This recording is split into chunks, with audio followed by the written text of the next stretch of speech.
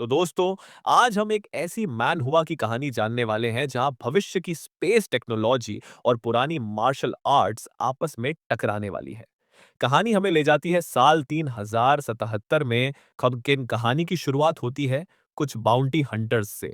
इनका काम है खतरनाक मिशन लेना और इनाम के बदले लोगों को पकड़ना। इस बार उन्हें एक मिशन मिलता है एक वीरान और रेडिएशन से भरे पुराने पृथ्वी के इलाके में। इसके बाद कहानी पहले ही सीन में दर्शकों को बाहरी अंतरिक्ष में ले जाती है, जहां एक स्पेसशिप एक ऐसे प्लेनेट के सामने खड़ी होती है जो पूरी तरह रेडिएशन से भरा हुआ है। क्रू मेंबर रॉबर्ट को शक होता है कि कहीं वे गलत जगह तो नहीं आ गए, लेकिन नेविगेटर संज उसे भरोसा दिलाती है कि लोकेशन बिल्कुल सही है, क्योंकि प्लेनेट उनके सामने ही मौजूद है। इस प्लेनेट को अर्थ कहा जाता है। रॉबर्ट अच्छी तरह समझ चुका होता है कि यह जगह कितनी खतरनाक है, क्योंकि यहां ऑक्सीजन लगभग नहीं के बराबर है और रेडिएशन इतना ज्यादा है कि किसी इंसान का जिंदा रहना नामुमकिन लगता है। कैप्टन को यह बात बिल्कुल हजम नहीं होती कि ब्लैक फ्लड गैंग का कोई हाई रैंकर ऐसी जगह पर छुपा हो सकता है। उन्हें लगता है कि शायद रॉबर्ट को गलत जानकारी दी गई है। तभी संज सिस्टम से डेटा निकालती है और बताती है कि अर्थ पर ऑक्सीजन सैचुरेशन लगभग 20.7% है और रेडिएशन पावर 87% तक पहुंच चुकी है। कैप्टन पूछती है कि क्या ऐसी हालत में कोई इंसान जिंदा रह सकता है। संज जवाब देती है कि अगर किसी के पास टॉप नॉच रेडिएशन सील और हाई कैपेसिटी एनर्जी ड्राइव हो तो शायद वह 6 घंटे तक सरवाइव कर सकता है। इस जवाब के बाद माहौल और भी ज्यादा गंभीर हो जाता है।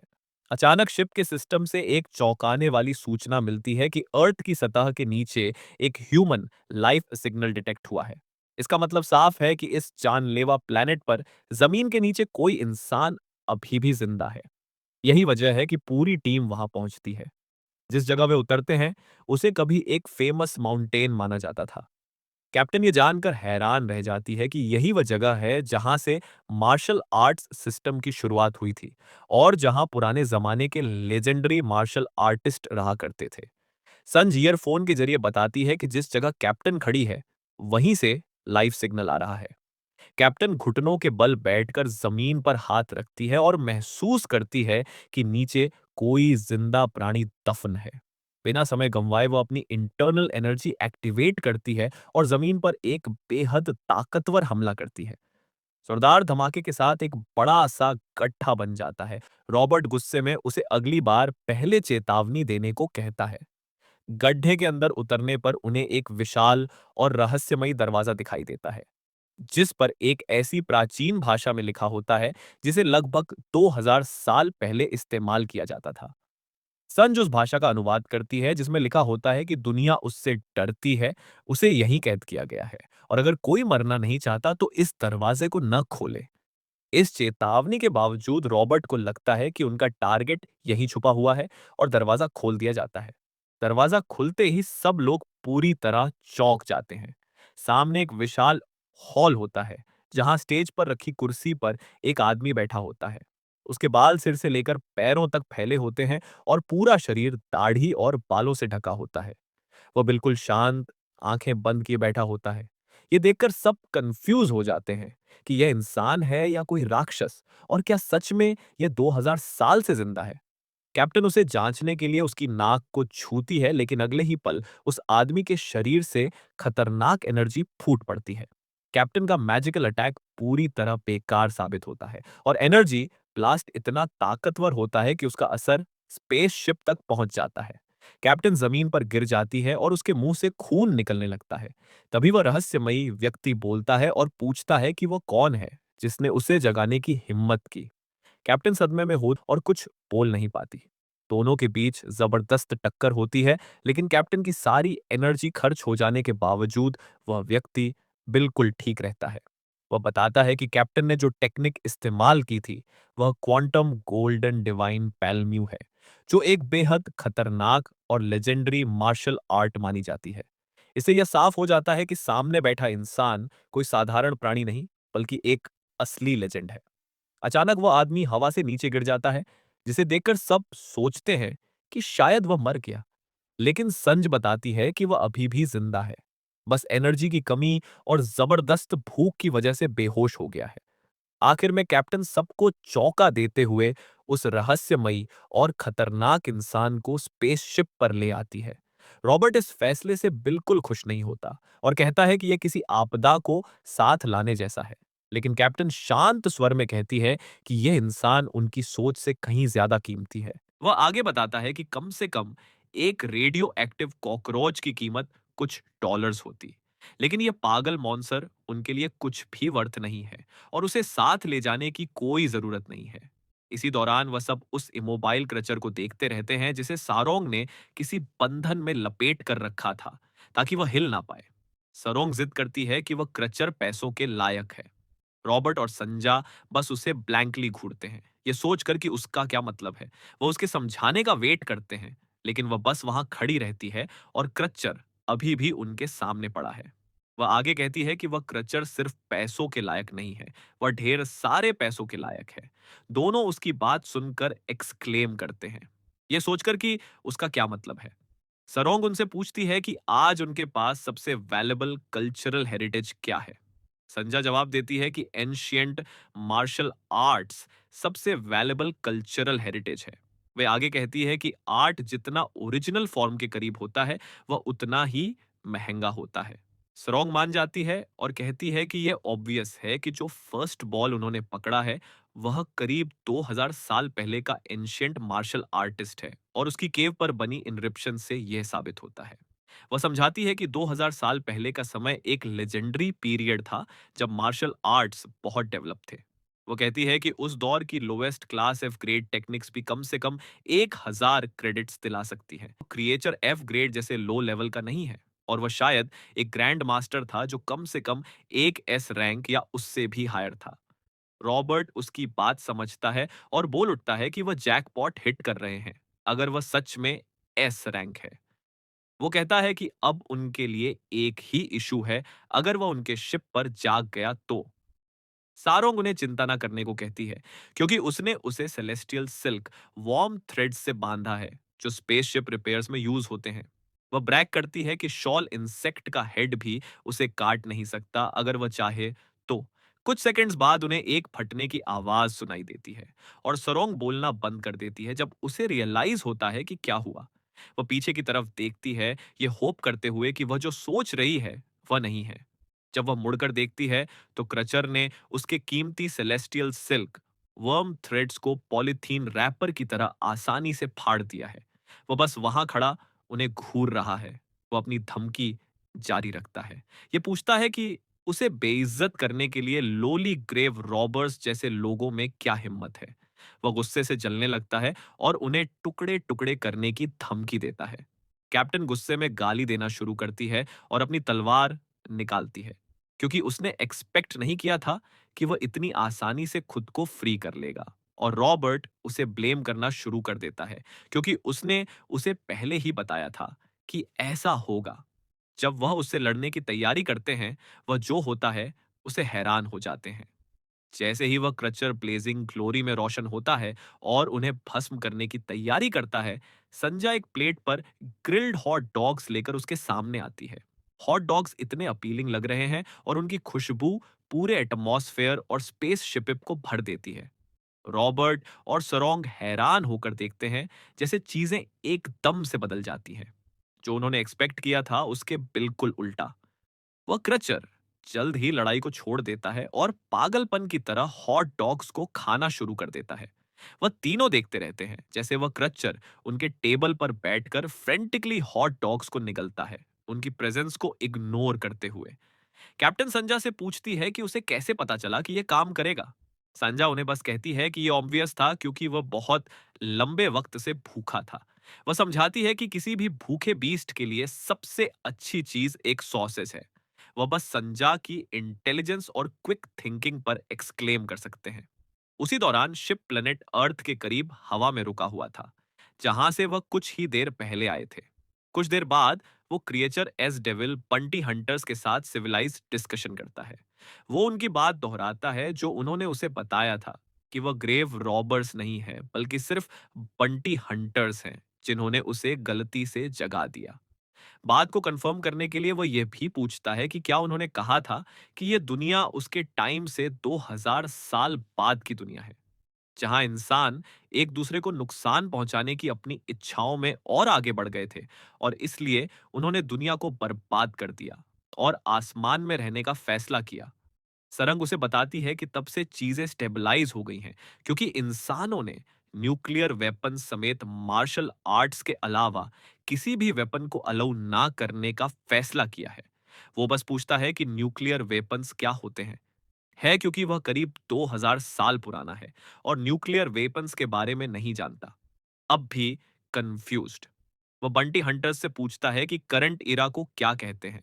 सारोंग उससे पूछती है कि उसका क्या मतलब है, क्योंकि वह अब इराज को इराज नहीं कहते। वो उसे बताती है कि यह गैलेक्टिक कैलेंडर का ईयर 11 ओल्ड 5 है। क्रिएचर उनसे पूछता है कि वह गैलेक्टिक कैलेंडर क्यों यूज कर रहे हैं और सार्कास्टिकली पूछता है कि क्या वह भी आसमान में रहते हैं, क्योंकि उनकी कहानी पिल टू हार्ड टू स्वलो लगती है। वह सोचते हैं कि वह उनकी कहानी समझने लगा है, तो सरोंग उसे बताती है कि उन्होंने उसे 2000 साल बाद जगाया है और उसे उनका बहुत ग्रेटफुल होना चाहिए। क्रच्चर उसकी बातों और कहानी से इरिटेट हो जाता है और उसे नॉनसेंस कहता है। वह पूछता है कि वह किससे बात कर रही है और क्या उसे पता भी है कि वह कौन है, और वह अपनी नॉनसेंसिकल कहानियों से उसे धोखा देने की कोशिश कर रहे हैं। वह गुस्से में फिर से जलने लगता है और पूछता है कि क्या वह उसे झूठ बोलकर मरना चाहते हैं। तीनों बंटी हंटर्स बस शिप पर पास की खिड़की की तरफ इशारा करते हैं, उसे खुद देखने का सिग्नल देते हुए। वह जल्द ही मुड़ता है और देखता है कि वह किस तरफ इशारा कर रहे हैं। क्रच्चर अपनी जगह पर जम जाता है और जो वह खिड़की से देखता है उससे हैरान हो जाता है। रेडिएशन, फील्ड अर्थ का व्यू, साथ ही सूरज जो दूर से तैरता है, साफ है। सारोंग उसे वहां की जगह को गौर से देखने को कहती है, उसे फर्स्ट बॉल कहती है, फिर खुद को करेक्ट करती है और उसे ग्रैंडप्पा और मास्टर कहती है। वह उसे बताती है कि यह प्लेनेट ठीक उनके सामने है जहां वह रहता था। वह रेडिएशन फील्ड अर्थ को देखता है और पूछता है कि क्या यह सच में वही दुनिया है जिसमें वह रहता था। हैरान है कि चीजें इतनी कैसे बदल गई हैं। कैप्टन अमेशन में जवाब देती है और कहती है कि यह पूरी तरह से बर्बाद हो चुकी है, जबकि क्रिएचर करीब से देखने के लिए खिड़की की तरफ पड़ता है। वह उसे तसल्ली देने की कोशिश करती है और उसे पूछती है कि क्या वह अब उन पर विश्वास करता है जब उसने खुद देख लिया है। वह अचानक फिर से जलने लगता है और वह कहता है कि भले ही वह विश्वास करना चाहे, वह जरूर यह एक्सपेक्ट नहीं करते कि वह विश्वास करेगा कि जिस जमीन पर वह खड़ा था वह गोल है। कैप्टन बस अपना सर पीटती है। ये सोचती है कि वह कितना इग्नोरेंट है। रॉबर्ट बस उन्हें हैरान होकर देखता रहता है। क्रिएचर के बालों और बदबू मार रही बॉडी की स्मेल शिप को भर देती है और कैप्टन ये सोचने लगती है कि यह बुरी स्मेल कहां से आ रही है। वह जल्दी से अपनी नाक बंद करती है और उससे कहती है कि वह बाकी सब बाद में सीख लेगा, लेकिन पहले शावर ले ले और शायद अपने बाल ट्रिम करवा ले, क्योंकि वह थोड़े वक्त के लिए साथ ही रहने वाले हैं। वह बस पूछता है कि शावर का क्या मतलब है, क्योंकि उनके सिविलाइजेशन में कभी शावर्स नहीं थे। सारोंग उसे साफ करती है और कहती है कि जाकर नहा लो। तीनों बंटी हंटर्स अपने रेस्ट रूम के बाहर वेट करते हैं, जबकि नया बंदा उनके बाथरूम में नहाता है। अंदर वो क्रचर शावर एंजॉय करता है और आराम से अपना वक्त लेता है, क्योंकि वह इतना बूढ़ा है कि उसे जल्दी किया जाए। जब वह नहा रहा होता है तो वह लोग उसके लिए जमीन पर कुछ कपड़े छोड़ देते हैं ताकि वह नहाकर पहन सके। रॉबर्ट कैप्टन से पूछता है कि उसने उस आदमी के बाल वैसे ही क्यों नहीं रहने दिए। इधर वो आदमी अपने सारे बाल काट देता है और वह जमीन पर जमा हो जाते हैं। रॉबर्ट कैप्टन को अपनी चिंता बताता है कि वह डर रहा है कि बाथरूम से कोई मॉमिफाइड क्रिएचर बाहर आएगा, क्योंकि उसने अपने सारे बाल काट दिए हैं। रॉबर्ट नए बंदे को देखने के लिए अपनी बात बीच में रोक देता है, जो अभी बाथरूम से बाहर आया है, और सरोंग भी फ्रीज हो जाती है। वो नया बंदा बाहर आता है, बहुत साफ सुथरा लग रहा है और उसके जिस्म से पानी टपक रहा है। वह एक गर्म टॉवल से अपने बाल साफ करता है और उसकी एक्सपोज्ड बॉडी से पता चलता है कि वह कोई मॉन्सर नहीं है, बल्कि इंसान जैसा लगता है। वह टॉवल हटाता है और एक हैंडसम यंग फेस सामने आता है, जिसके कान में ब्लैक इयररिंग्स हैं और एक मस्कुलर टोन्ड बॉडी है। वह इस बात पर ध्यान नहीं देता कि वह तीनों बस उसे चुपचाप देख रहे हैं और पूछता है कि क्या उसने जो पहले खाया था उसमें से और है। सारोंग उसे बड़ी आंखों से घूरती है क्योंकि उसे एक ग्राउपी लुकिंग ओल्ड क्रिएचर की बजाय एक इतना अट्रैक्टिव पर्सन एक्सपेक्ट नहीं था। वह सोचती है कि यह आदमी कौन हो सकता है। बाद में शिप स्पेस में अपना कोर्स जारी रखती है और अर्थ के आसपास के एरिया को छोड़कर कहीं और जाती है। वह नया बंदा बस खिड़कियों से चिपका रहता है और सारे सेलेस्टियल बॉडीज को घूरता है क्योंकि यह उसकी लाइफ में पहली बार है कि वह उन्हें इतने करीब से देख रहा है। वह खुद से सोचता है कि यह सच में आसमान लगता है और वह उसे झूठ नहीं बोल रहे थे। वह सोचता है कि एक वक्त था जब वह शोर मचाता था कि दुनिया छोटी है, लेकिन अब उसे रियलाइज होता है कि यह सच में बहुत बड़ी और अजीब है। अचानक कोई उसके चेहरे पर चिमटी काटता है जब वह कांच से देख रहा होता है। वह बगल में देखता है और सरोंग को अपनी गाल पर चिमटी काटते हुए पाता है जब वह उसे ब्लैंकली घूर रही होती है। वह मुंह बनाती है और उसे पूछती है कि वह कितने साल का है। वह उसे याद दिलाती है कि हाइबरनेशन में बिताए साल काउंट नहीं होते। जब कैप्टन नए बंदे से सवाल कर रही होती है, रॉबर्ट और संजा उन्हें देखते हैं, ये सोचते हुए कि पूरी सिचुएशन कितनी अजीब है। वह जल्द ही एक बिल्डिंग के पास पहुंचते हैं जो प्लेयर्डीज में एक एस्ट्रॉइड में बनी हुई लगती है। प्लेयर्डीज मिल्की वे में स्टार्स का एक क्लस्टर है। वो बिल्डिंग एस्ट्रॉइड स्पेस टैवन है जहां स्पेस में रहने वाले लोग चिल करने के लिए आते हैं। टैवन के अंदर वाइल्ड क्रेन नाम का एक इन है जहां लोग नीचे ड्रिंक्स और खाना खा रहे होते हैं। एक टेबल पर संजा हॉरर में देखती है जब वह कुछ ऐसा देखती है जो उसे हैरान कर देता है। नया बंदा बस उसे सीधे देखता है। ये सोचता है कि इसमें क्या बड़ी बात है। वह अनइमेजिनेबल साइट अब साफ है क्योंकि वह आदमी एक बार में 6 हॉट डॉग्स अपने मुंह में डालता है और हॉट डॉग्स का एक और पहाड़ उसके सामने है। रॉबर्ट संजा से विस्पर में पूछता है कि एक इंसान इतना कैसे खा सकता है और संजा कहती है कि वह पिछले 2000 साल से भूखा है। रॉबर्ट और भी चिंतित हो जाता है और पूछता है कि क्या वह अपनी भूख मिटाने के लिए 2000 साल का खाना खा जाएगा। और संजा कहती है कि उसके खाने का तरीका देखकर ऐसा ही लगता है। कुछ देर बाद वह सारी प्लेट्स साफ कर देता है और बंटी हंटर्स को घूरता है, शायद ये एक्सपेक्ट करते हुए कि वह एक और ऑर्डर देंगे। उसी दौरान वाइल्ड क्रेन इन का मालिक वंग द 18वीं सरोंग से बात करता है और उसकी रिक्वेस्ट से इंट्रिग्ड होता है। वह कंफर्म करने के लिए पूछता है कि क्या वह सच में एक ब्रोकर ढूंढ रही है। सरोंग अफर्म करती है और कहती है कि उसे कोई अमीर और टफ इंसान चाहिए क्योंकि जो चीज उसके पास बेचने के लिए है वो एक्सट्रीमली एक्सपेंसिव और वैल्यूएबल है। वो मजाक में पूछता है कि वह चीज कितनी एक्सपेंसिव होनी चाहिए कि लेड बैक रहने वाली ब्लेजिंग डेविल इतनी फ्रेंटिक हो गई है। सरंग उससे पूछती है कि 2000 साल पुरानी मार्शल आर्ट्स मैन्युस्क्रिप्ट्स के फुल कलेक्शन की कितनी कीमत होगी अगर वह सारे ओरिजिनल्स और एस रैंक हो। उसकी बातें वैंग को अलर्ट कर देती है जो अपनी छोटी आंखें खोलता है और सिगरेट पीना छोड़ देता है ताकि वह उसकी बात और करीब से सुन सके।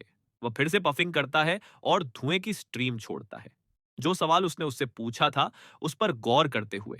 कुछ देर बाद वांग को वहां अकेले बैठा देखा जाता है जब कैप्टन मीटिंग से चली जाती है। पास खड़ा एक गार्ड वांग से पूछता है कि क्या जो उसने कहा वह सच हो सकता है। गार्ड आगे कहता है कि 2000 साल पुराने एस रैंक ओरिजिनल्स तो इनक्रेडिबली वैल्यूएबल होने चाहिए। वैंग बस अपनी सिगरेट पीता रहता है और उसे कहता है कि मैन्युस्क्रिप्ट्स की कीमत 0 क्रेडिट्स है। गार्ड फिर से पूछता है कि क्या उसने सही सुना, क्योंकि उसे यकीन है कि ऐसे मैन्युस्क्रिप्ट्स की कीमत फॉर्च्यून जितनी हो सकती है। इनकीपर खुद को रिपीट करता है और उसे कहता है कि मैन्युस्क्रिप्ट्स की कीमत 0 क्रेडिट है। वह समझाता है कि अगर ऐसी चीजें एग्जिस्ट करती तो सिर्फ एक किताब से ही एक प्लैनेट और उससे ज्यादा खरीदा जा सकता था। वह हैरान होता है कि एक मिड टियर बंटी हंटर जैसे ब्लेजिंग डेविल कैसे क्लेम कर सकती है कि उसने उन सबको ढूंढ लिया है, जिसका मतलब है कि वह फेक्स होंगे। वो गार्ड को कहता है कि अपने ख्यालों से बाहर निकले और उनको बाहर निकाल दे। उसी दौरान सरोंग टेबल पर वापस आती है और पूछती है कि संजा अचानक कहां चली गई है। रॉबर्ट उसे बताता है कि वह कुछ और सप्लाई लेने गई है और पूछता है कि उसकी इनकीपर से बात कैसी रही। सरोंग की आंखें चमक उठती हैं और वह कहती है कि उनकी बात अच्छी रही। वह यहाँ तक कहती है कि वोंग ने उनसे प्रॉमिस किया है कि जब उसे कोई खरीदने वाला मिलेगा तो वह तुरंत उनसे कांटेक्ट करेगा। उसकी अटेंशन जल्द ही उनके सामने किसी चीज पर जाती है। उनके सामने नया बंदा एक बेंच पर रिलैक्स कर रहा है और एक दर्जन से ज्यादा खाली प्लेट्स उसके सामने पड़ी है। ऐसा लगता है कि उसने सारा खाना खा लिया होगा। कैप्टन रॉबर्ट से पूछती है कि यह पॉसिबल नहीं है कि उसने इतना सारा खाना खा लिया और होप करती है कि उसकी आंखें उसे धोखा दे रही हैं। रॉबर्ट बस उसे कहता है कि वो खुशकिस्मत है कि उसने खाना बंद कर दिया है। कैप्टन घबराहट और पछतावे में अपना सर पकड़ती है और रॉबर्ट से कहती है कि अगर यह उन पैसों के लिए नहीं होता जो वह इससे कमा सकते हैं तो वह कुछ और करती। जब वह बात कर रही होती है, टैवन का दरवाजा टूटकर खुल जाता है। उसकी आवाज से टैवन में सबकी अटेंशन जाती है, जो ये देखने के लिए पीछे मुड़कर देखते हैं कि उनके मेहमान कौन है। कुछ आदमी मैचिंग अटायर में टैवन में आते हैं और वह ट्रबल जैसे लगते हैं। सरंग उनकी प्रेजेंस से अलर्ट हो जाती है क्योंकि लगता है कि वह उन्हें पहचानती है। वह उस सीरियस लुकिंग मैन को हेवनली डीमन सेक्ट नाम के ग्रुप के आदमी के रूप में पहचानती है। कितना अजीब है, डीमन और हेवन एक ही वर्ड में। जो स्क्वाड टैवन में आई थी उसका लीडर आसपास स्कैन करना शुरू करता है और ऐसा लगता है कि वह किसी को ढूंढ रहा है। वो एक फ्यूचरिस्टिक लेंस से टैवन में बैठे लोगों के प्रोफाइल्स को देखता है। उसी दौरान सारों गफम करती है कि टैवन को स्कैन करने वाला कोई और नहीं बल्कि हेवनली डीमन सेक्ट के रेड वुल्फ स्क्वाड का लीडर है, जिसका नाम संचनव युए है। रॉबर्ट अफर्म करता है और कहता है कि red wolf platoon demon demon sect के इंस्पेक्टर्स हैं। वो पूछता है कि वह यहाँ क्यों है। हैं तो सारोंग उसे कहती है कि वह ट्रैकिंग में स्पेशलाइज करते हैं, इसलिए वह किसी का पीछा कर रहे होंगे। वो उसके कान में विस्पर करती है कि उनसे आई कांटेक्ट ना बनाए ताकि वह इरिटेट ना हो। नया बंदा उनकी बातें सुनता है और उनसे पूछता है कि क्या उन्होंने अभी डीमन सेक्ट का जिक्र किया। सारोंग उसकी तरफ मुड़ती है, ये सोचकर कि वह सेक्ट में क्यों इंटरेस्टेड है। नया बंदा, जिसके मुंह पर अभी भी हॉट डॉग्स के टुकड़े लगे हुए हैं, उनसे पूछता है कि क्या उनका मतलब हेवनली डीमन सेक्ट से है, और ऐसा लगता है कि वह उन्हें पहचानता है। कैप्टन उससे पूछती है कि वह हेवनली डीमन सेक्ट को कैसे जानता है, जबकि वह हजारों सालों से सोया हुआ था। वो रियलाइज करती है कि हेवनली डीमन सेक्ट उसके टाइम में भी एग्जिस्ट करती होगी। वो आदमी उसे हैरान होकर घूरता है और पूछता है कि हेवनली डीमन सेक्ट की प्रेजेंस में लोग भाग क्यों नहीं रहे। वो उन्हें कहता है कि अगर वह सच में डीमन सेक्ट मेंबर्स हैं तो लोगों को घबराहट में भागना चाहिए। सरंग उससे पूछती है कि वो क्यों भागेंगे। वो कहती है कि हेवनली डीमन सेक्ट की अपनी इश्यूज हैं, लेकिन वह फिर भी यूनिवर्स में सबसे फॉरमोस्ट अनऑर्थोडॉक्स और फेथ प्रैक्टिसिंग सेक्ट होने का गर्व करते हैं, क्योंकि वह सच में सबसे बेस्ट है। नया बंदा उसे हैरान होकर घूरता है। वो सोचता है कि डीमन सेक्ट और अनऑर्थोडॉक्स जैसे वर्ड्स एक ही सेंटेंस में कैसे यूज हो सकते हैं। अचानक वो खुद से सोचता है कि उसका सपना, जो हमेशा खाली और दूर लगता था, सच में साकार हो गया है। उसी दौरान संचन क्राउड को इंस्पेक्ट करते हुए किसी अजीब इंसान को नोटिस करता है और कंफर्म करने के लिए रुकता है। उसके पास बैठा एक कपल पीछे मुड़कर देखता है, ये सोचकर कि वह उन्हें क्यों देख रहा है। उसका टारगेट वह कपल नहीं है, बल्कि एक और आदमी है जो शांति से अकेले बैठा हुआ है और उसने अपना सर टेबल पर रखा हुआ है। संच उसके पास चलता है और उसे अपना चेहरा ऊपर उठाने का आर्डर देता है ताकि वह उसका चेहरा देख सके। जब वह ऊपर देखता है, सिस्टम पढ़ता है कि उसकी इंटरनल एनर्जी 52.7 ये मार्शल आर्ट्स भी दिखाता है, जो वह जानता है, और दिखाता है कि वह लेवल 2 रॉबरी एंड असॉल्ट के चार्जेस में वांटेड है। संचन उस आदमी से कहता है कि आज उसका लकी डे है, क्योंकि वह उसका टारगेट नहीं है। वो उसे तुरंत मार्शल अलायंस के पास जाकर खुद को सरेंडर करने का आर्डर देता है और धमकी देता है कि अगर उसने ऐसा नहीं किया तो वह उसे नुकसान पहुंचाएगा। संचन अपनी बात बीच में ही रोक देता है और उसकी आंखें बड़ी हो जाती हैं जब उसे कुछ अजीब महसूस होता है।